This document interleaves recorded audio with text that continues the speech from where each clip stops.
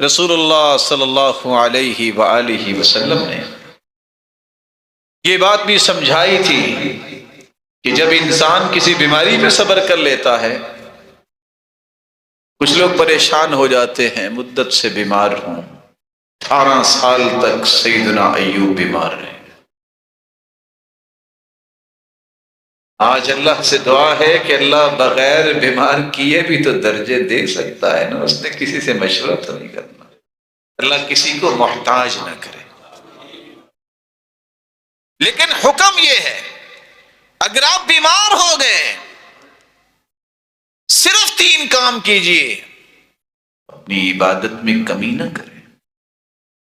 آپ کھڑے ہو کے، بیٹھ کے، لیٹ کے، اشارے کے ساتھ بھی نماز پڑھیں گے، اجر پورا ہی ملے گا۔ دوسری بات،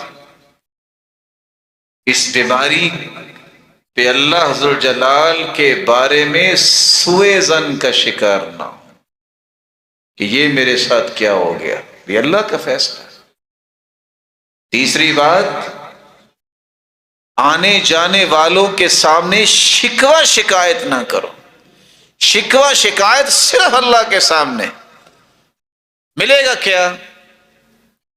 4 انعام ملیں گے۔ پہلا انعام، جب پہلا قدم زمین پہ رکھے گا، ما علیہ خطیئہ، اس کے سر کے بالوں سے لے کے پاؤں کے ناخن تک کوئی گناہ نہیں بچے گا، سب معاف کر دے گا۔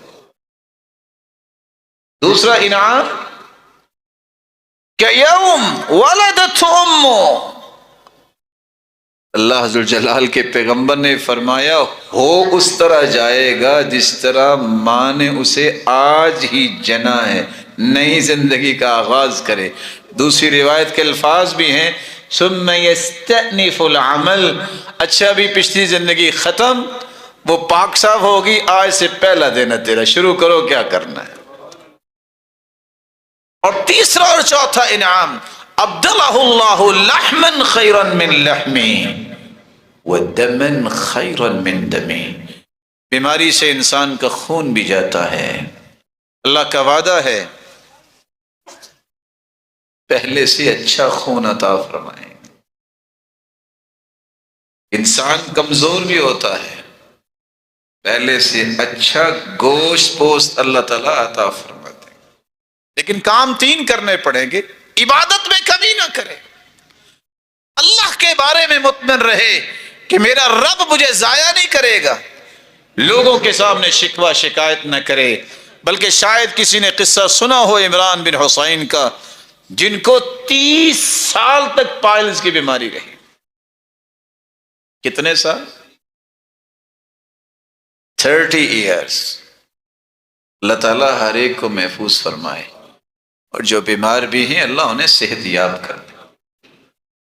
یہ وہ صحابی ہیں جن کی وجہ سے اسلام کے اندر ایک آسانی اللہ نے پیدا کر دی، فیصلہ تھا اللہ کا۔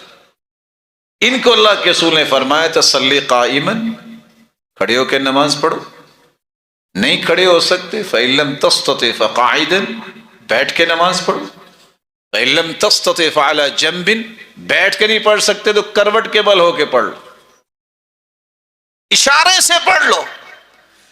30 سال تک یہ بیمار رہے، لا شکا ولا بکا ولا تذمر، نہ کسی کے سامنے ایک مرتبہ روئے ہیں، نہ کسی کے سامنے شکایت کی ہے، اور نہ ہی منہ ہی بنایا ہے۔ یہ واحد صحابی ہیں جو تہجد کے وقت اٹھ کے جب وضو سے فارغ ہوتے تو فرشتہ اللہ ذو الجلال کی طرف سے آتا اور اس سے آ کے مصافحہ کیا کرتا تھا۔ انعام دیکھیے، لیکن ہمارا کیا ہے رویہ؟ ہمیں اگر کچھ 10 سال پہلے بھی بیماری لگی ہو تو ہمیں یاد رہتی ہے میں بیمار ہوا تھا، اب تو اللہ نے صحت دے دی، میں بیمار ہوں۔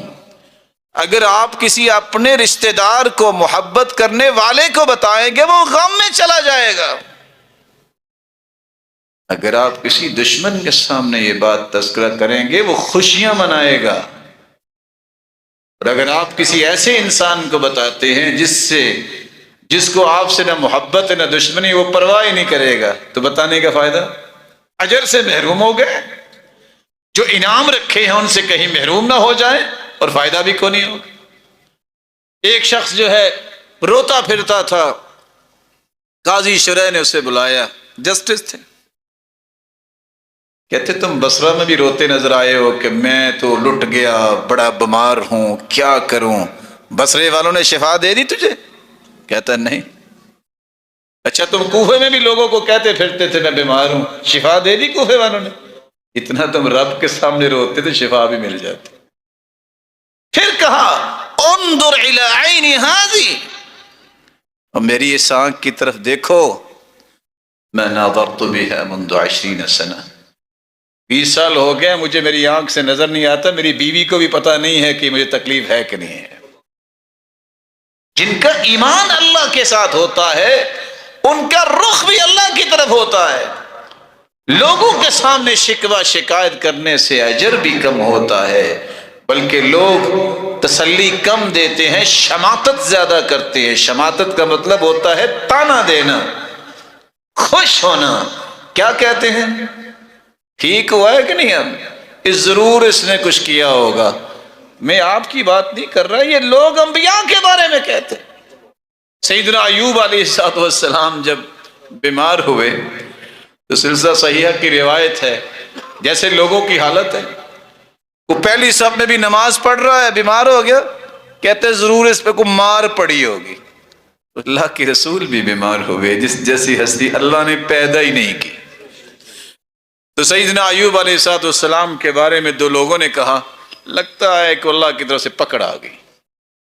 اس نے ایک نے آ کے بتا دیا، تو سیدنا ایوب کہتے ہیں اللہ کا شکر ہے، میں ایک دن نکلا تھا، آج تک گناہ تو نہیں ہوا، ایک دن میں نکلا تھا، دو لوگ آپس میں جھگڑ رہے تھے، میں نے ان کو چھڑایا، ایک نے بھی قسم اٹھائی، دوسرے نے بھی قسم اٹھائی، میں نے کہا دونوں نے قسم اٹھا لی، تو میں گھر آ کے دونوں کی طرف سے کفارہ دیا کہ یا اللہ ان کا گناہ نہ لکھا جائے، اور میں تو ایسی زندگی گزار رہا ہوں۔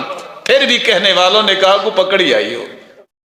یہ مزاج ہمیشہ منافقوں کر رہا ہے، یہ مزاج ہمیشہ دین سے دور رہنے والوں کر رہا ہے کہ وہ اپنی ہر بات کو تو کہتے ہیں کہ اللہ کا انعام ہے، خواہ وہ ساری زندگی نماز نہ بھی پڑھے، لیکن جب کسی نیک شخص پر کوئی مصیبت آتی ہے تو اس کو کہیں گے کوئی مصیبت آئی ہے، اس کی کوئی وجہ گناہ ہی ہوگا۔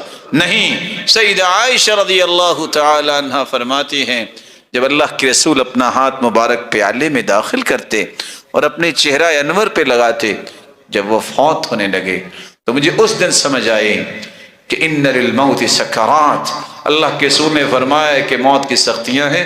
یہ جو موت کے وقت انسان کو پریشانی ہوتی ہے گناہ کی وجہ سے نہیں ہوتی۔ میں نے اللہ کے رسول کو دیکھا کہ وہ بار بار کہہ رہے تھے اللہم الرفیق الاعلی، اللہ مجھے اپنے پاس لے جا۔ اللہ ذوالجلال موت کے اس موقع پہ ہمیں ایمان کی ثابت قدمی عطا فرمائے۔